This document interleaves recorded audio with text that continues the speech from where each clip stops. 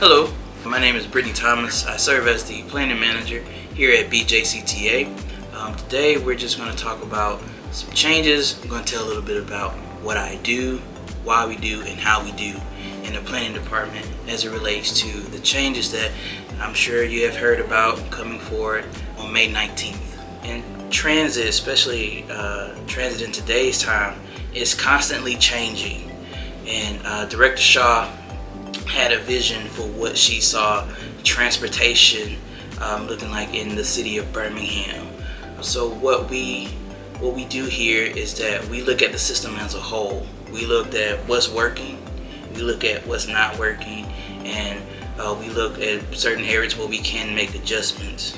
As part of our ongoing efforts to improve service, we've made adjustments to several of the routes in our network. These changes were carefully guided by around three things. First of the key factors was proximity to nearby stops.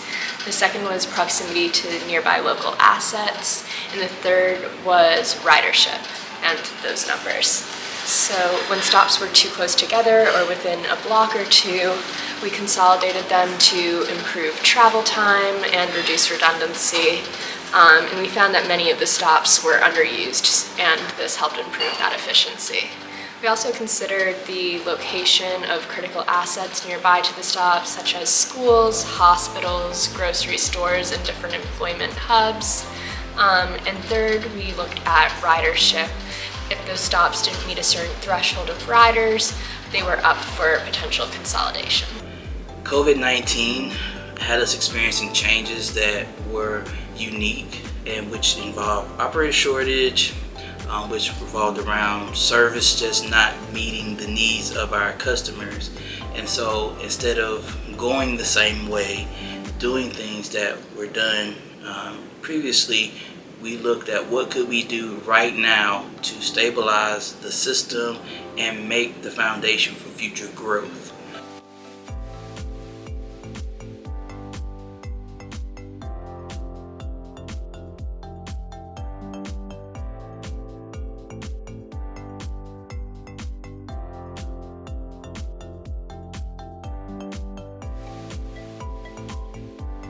So now I'm going to talk to you about changes that are coming to our fixed routes.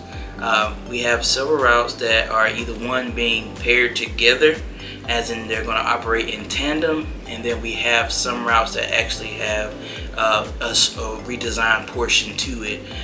For example, Route 5 and 14 is not going to be a single route, such as we're not merging them together as if they make one single line.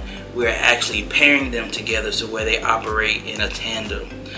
What I mean by that, Route 5 is still the same standalone route. It starts at Central Station, it goes to the end of the line, and then it comes back to Central Station, but it will now go on Route 14 and do that route in its entirety and come back.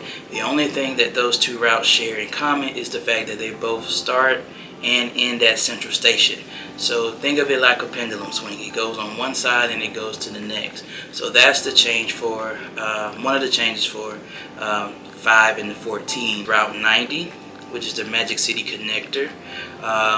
What it will do now, it will now service Central Station. Before, the closest you could get to Central Station was the bus stop that was on Morris Avenue and 20th Street. Now that bus will continue on to Central Station, where you can make other connections with the other fixed route as well as microtransit. We have two routes right now that are going to be converted to microtransit. That's Route 7 Fairfield and Route 48 South Powderly. Those two routes will be converted to microtransit.